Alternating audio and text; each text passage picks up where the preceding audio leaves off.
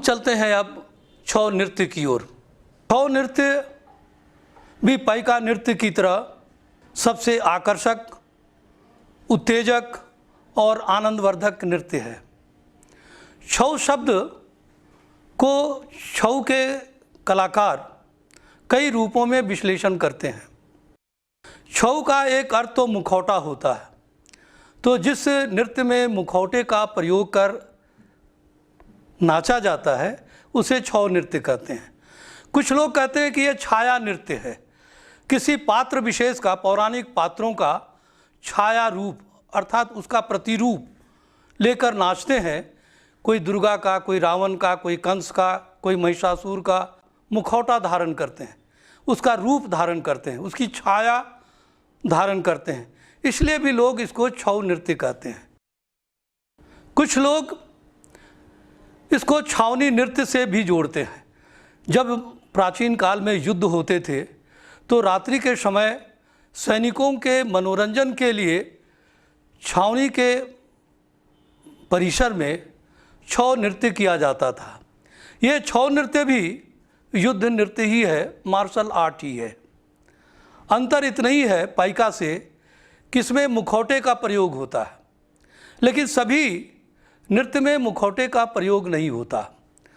झारखंड में संप्रति छौ की 5 शैलियां हैं। पहला है मानभूम शैली या पुरुलिया शैली, जिसमें बड़े बड़े मुखौटे का प्रयोग किया जाता है और ये मुखौटे बड़े झालरदार, आकर्षक, रोचक और बड़े होते हैं और उसे पहनकर ये नर्तक बड़ी आसानी से हर तरह का नृत्य करते हैं।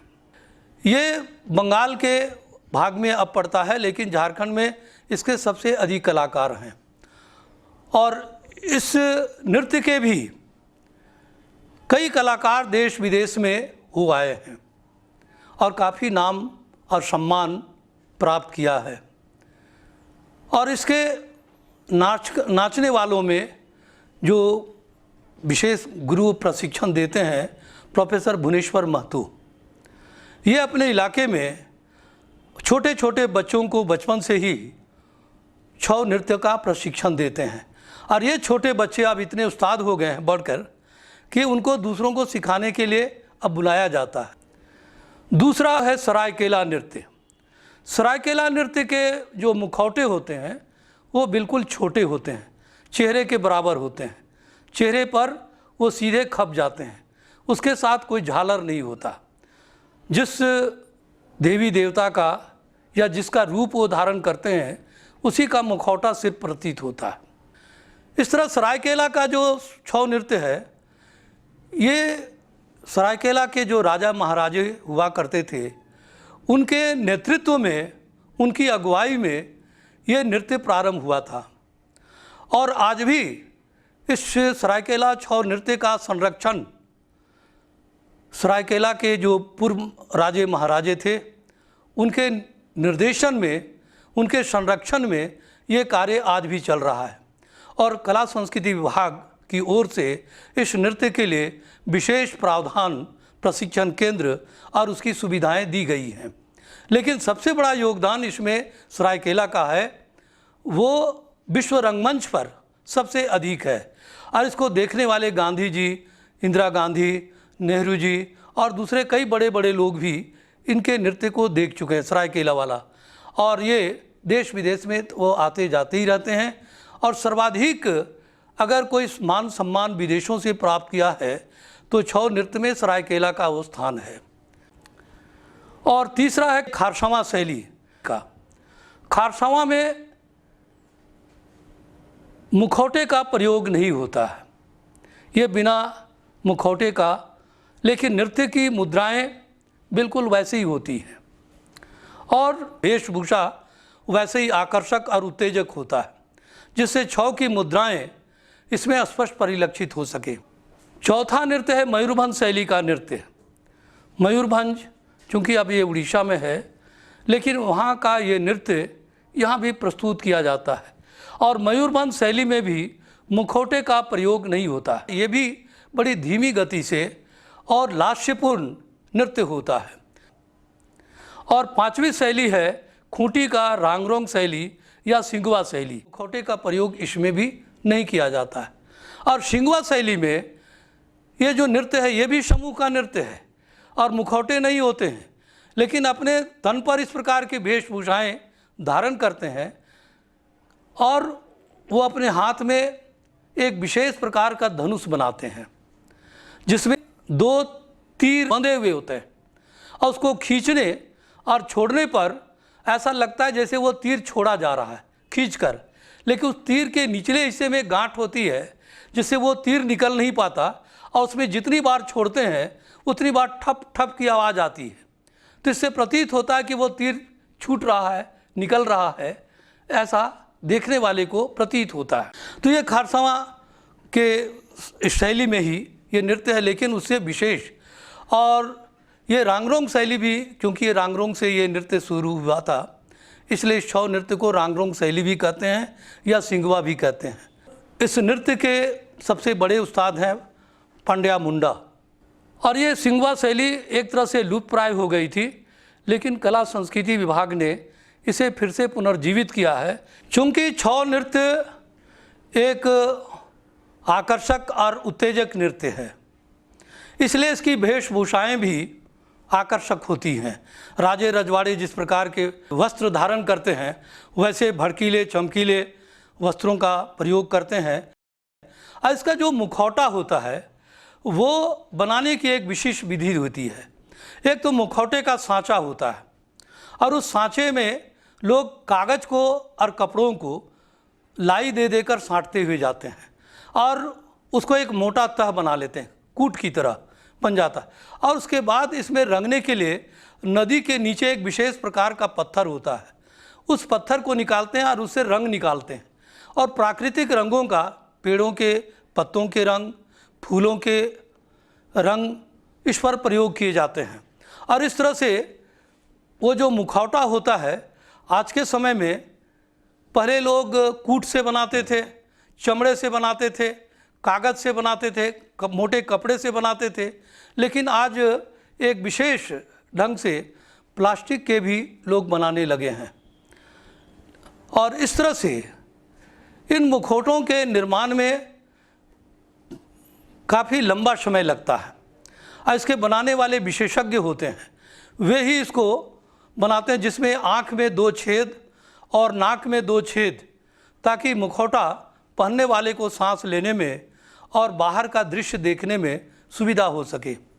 लेकिन ये आँख के जो पुतलियों के गोले हैं वो एक काले रंग के छेद होते हैं, इसलिए वहीं से वो छौ नर्तक अपने दृश्यों को, अपने स्थान को या अपने अगल बगल के साथियों को देखता है और उसके अनुरूप वह नृत्य करता है। इसके साथ साथ जिस देवी देवता का रूप धारण करते हैं उनके हथियार का भी प्रयोग ये करते हैं।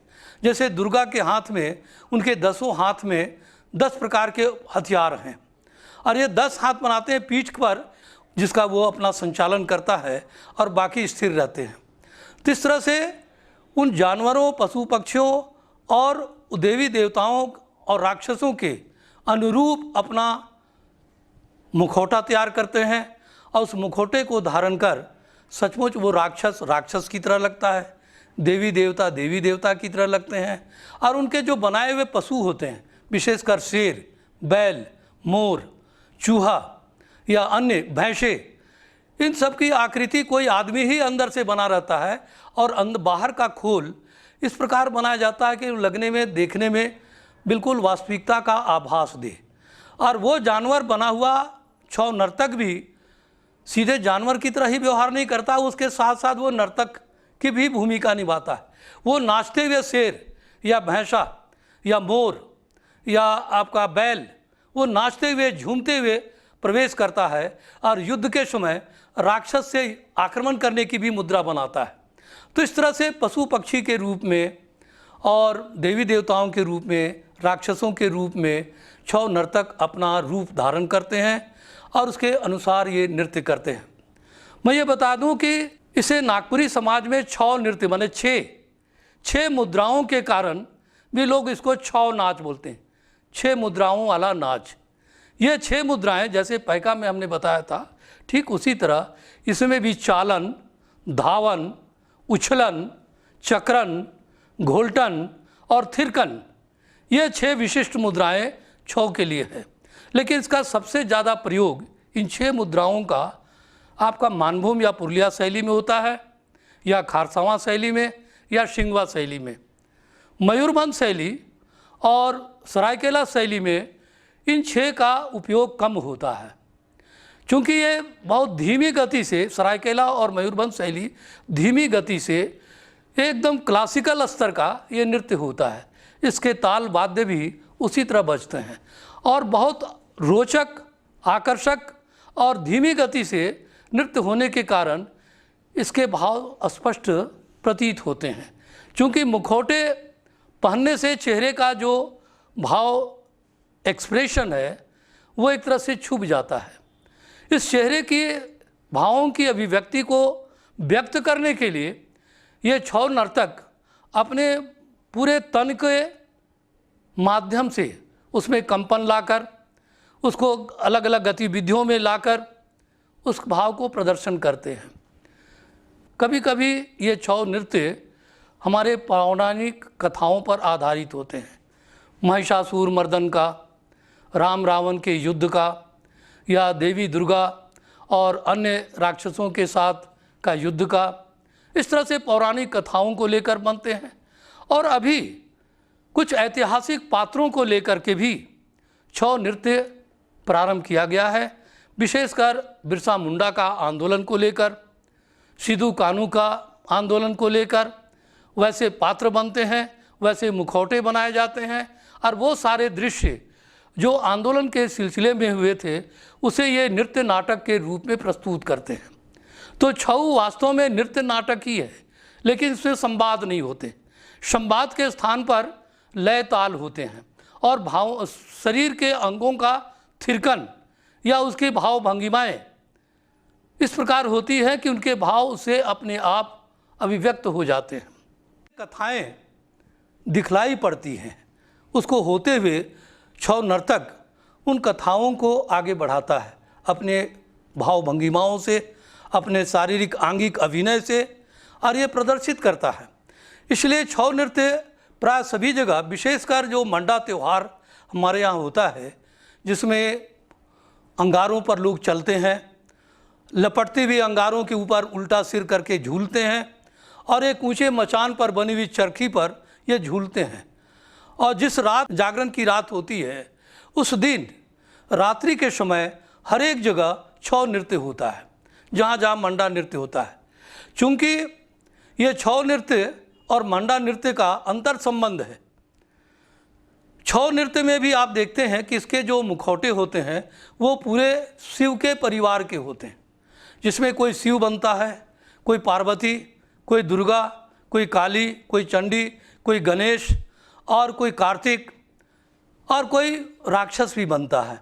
इस तरह से यदि आप गौर करें तो महादेव मंडा, जो महादेव की ही पूजा उपासना है 9 दिन का या 7 दिन का, और उस अवसर पर ये महादेव पार्वती का जो परिवार है देवलोक में, वो सीधे इसी मुखौटा नृत्य के माध्यम से, छौ नृत्य के माध्यम से नीचे अवतरित होता है।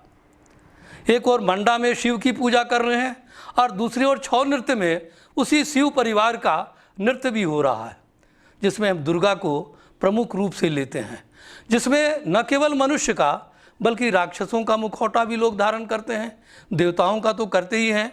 उसके साथ साथ जो इन देवी देवताओं के जो वाहन हैं, विशेषकर पार्वती का शेर है, शिव जी का वाहन बैल है, गणेश का चूहा है, कार्तिक का मोर है, तो इन सब का भी मुखौटा लेते हैं और इस मोर नृत्य को एक अलग से रूप दिया गया है। और ऐसे नृत्य अपने आप में बड़े ही आकर्षक होते हैं और मधुर होते हैं, और इसे देखने के लिए लोग रात रात भर जागकर मंडा के समय, एक और जब आग की तैयारी की जाती है आग में चलने के लिए, उतनी देर तक लोग छौ नृत्य का आनंद लेते हैं। और हर बार हर मंडा त्यौहार में इन छौ नृत्य को जगह जगह बुलाया जाता है और इन दोनों का आनंद, पर्व का भी आनंद लेते हैं। तो छौ नृत्य वास्तव में एक नृत्य नाटक है जो पौराणिक काल से झारखंड में खेला जाता रहा है और जगह जगह हमने जैसा बताया कि मंडा त्यौहार इसका सबसे प्रमुख समय और स्थान होता है।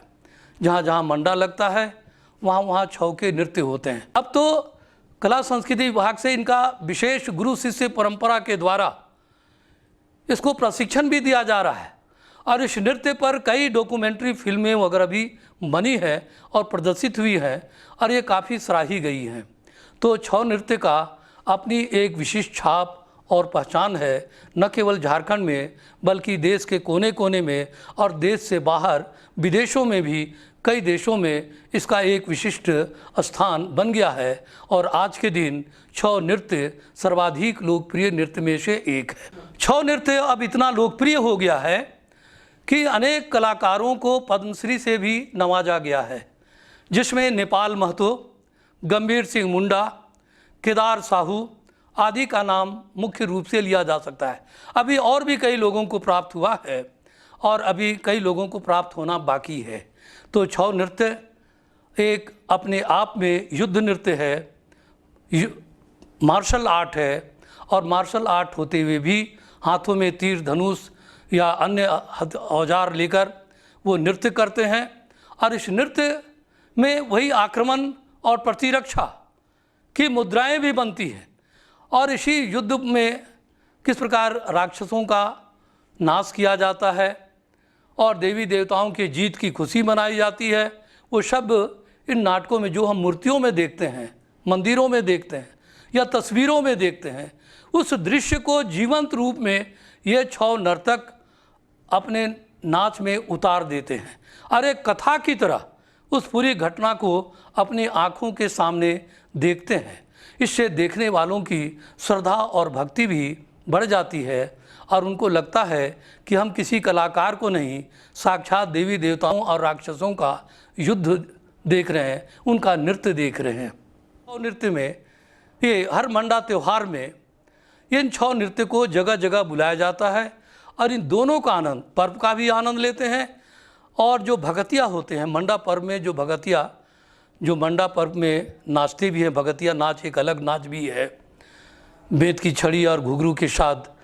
तो उस नृत्य में ये एक तरह से और मधुरता से उसमें साथ देते हैं। तो छऊ नृत्य वास्तव में एक नृत्य नाटक है जो पौराणिक काल से झारखंड में खेला जाता रहा है। तो छऊ नृत्य का अपनी एक विशिष्ट छाप और पहचान है, न केवल झारखंड में बल्कि देश के कोने कोने में और देश से बाहर विदेशों में भी कई देशों में इसका एक विशिष्ट स्थान बन गया है और आज के दिन छऊ नृत्य सर्वाधिक लोकप्रिय नृत्य में से एक है।